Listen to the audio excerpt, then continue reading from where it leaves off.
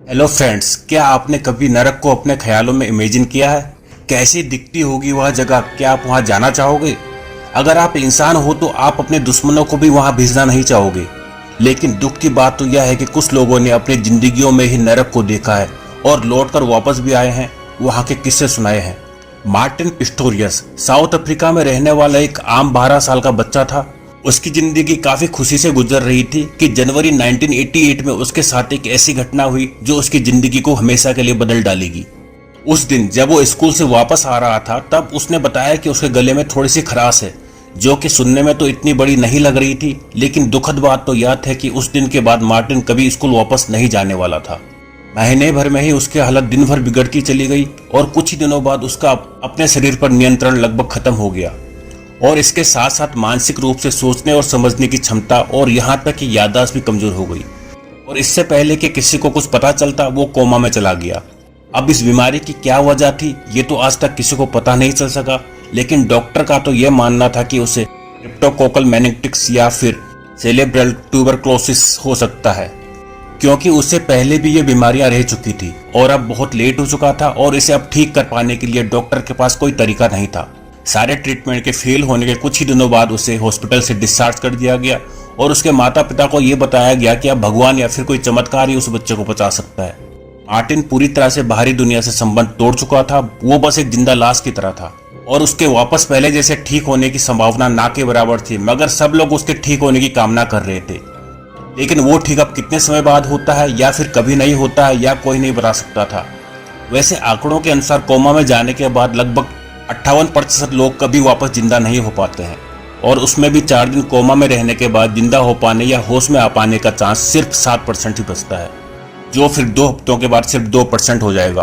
तो इंसान के पास ज्यादा समय नहीं होता है कोमा से लड़कर बाहर निकल पाने के लिए। लेकिन ये काफी चौंकाने वाली बात थी कि मार्टिन आंकड़ों को चुनौती देते हुए काफी लंबे समय तक जिंदा रहे और साथ में ही उसने वापस ठीक होने की उम्मीद भी रखी।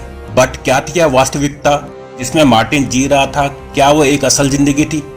करीबन 10 साल से भी ज्यादा समय तक मार्टिन ने घर पर बिताया एक जिंदा लाश के रूप में। अब तक सब यह मान चुके थे कि सब खत्म, अब कोई उम्मीद नहीं बची है। इनफैक्ट मार्टिन की माँ भी भावुक होकर उसके सामने रोते हुए कहती थी कि काश उसे इस दर्द से आजादी मिल जाए। लेकिन एक दिन ऐसा चमत्कार हुआ जिसने सभी को हिलाकर रख दिया। 25 साल की उम्र में मार्टिन को होश आ चुका था और उसकी फैमिली में उस दिन सभी उसी के आंसू रोए।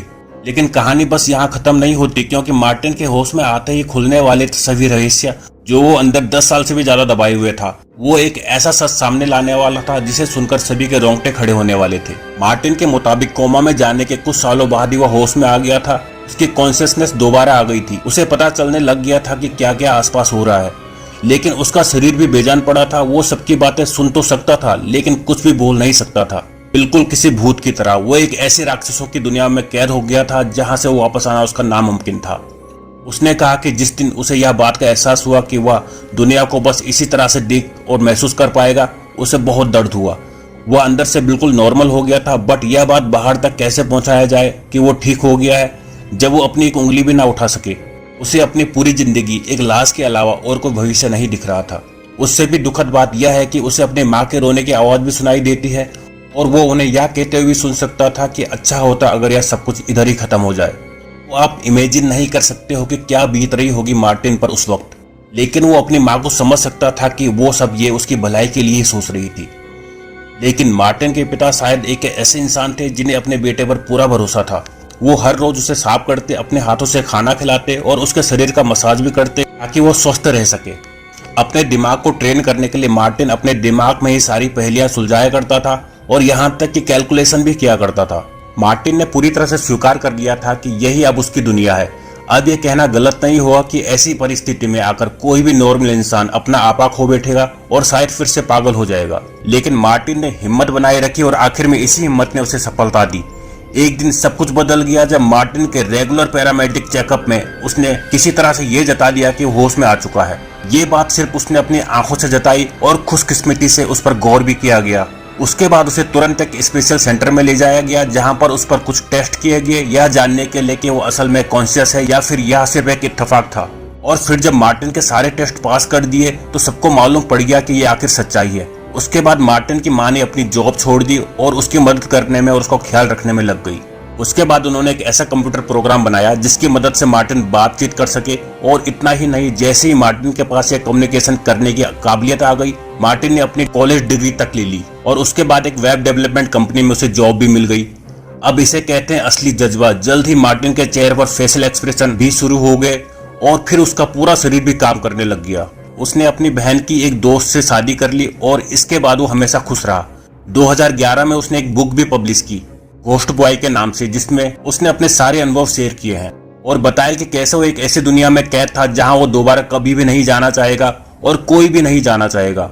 मार्टिन सभी के लिए एक इंस्पिरेशन है जो यह साबित करता है कि उम्मीद, निश्चितता और मेहनत से आप जिंदगी में कुछ भी हासिल कर सकते हो। मुझे पर्सनली इसकी कहानी भी हमारे प्रिय साइंटिस्ट स्टीवन हॉकिंस से काफी मिलती जुलती लगती है। दोनों का जोश और जज्बा कुछ ऐसा रहा जिससे हमें कुछ सीखना चाहिए। तो फ्रेंड्स, इस वीडियो को देखने के लिए बहुत शुक्रिया। उम्मीद है कि आपको यह वीडियो पसंद आया हो और उससे नया कुछ जरूर सीखने को मिला हो।